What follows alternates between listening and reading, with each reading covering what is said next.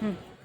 Hello বন্ধুরা, দেখো এখানে আজকে রবিবার বলে আমি বানাচ্ছি পনিরের একটা স্পেশাল আইটেম। সেটা হচ্ছে পনির পাসিন্দা। এটা যদিও মোবাইল থেকে দেখে আমি বানাচ্ছি।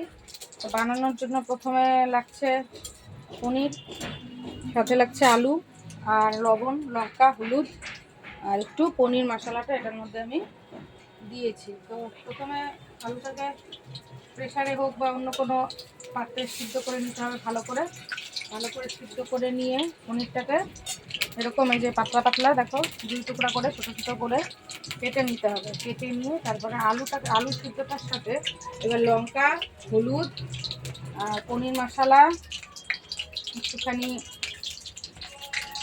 তোমার গোলমরিচের গুঁড়ো দিতে পারো স্বাদের জন্য, আর লবণটা একটু পরিমাণে দিতে হবে যাতে ঝোলের মধ্যে লবণটা ভালো করে খেতে লাগে, টেস্ট লাগে।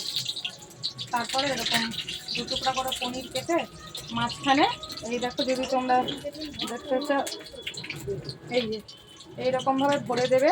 তারপরে এরকম ব্যাটার বানিয়ে এটা তেলে ভেজে ওটাকে তোমরা বানাবে।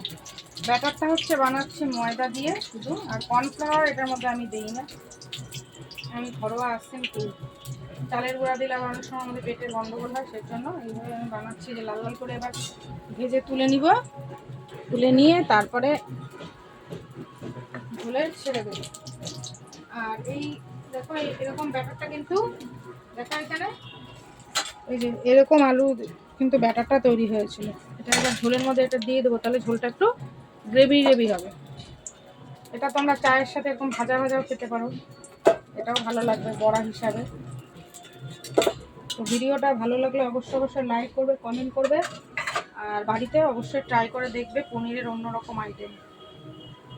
টাটা, বাই বাই, দেখা হবে আবার অন্য একটা ভিডিওতে।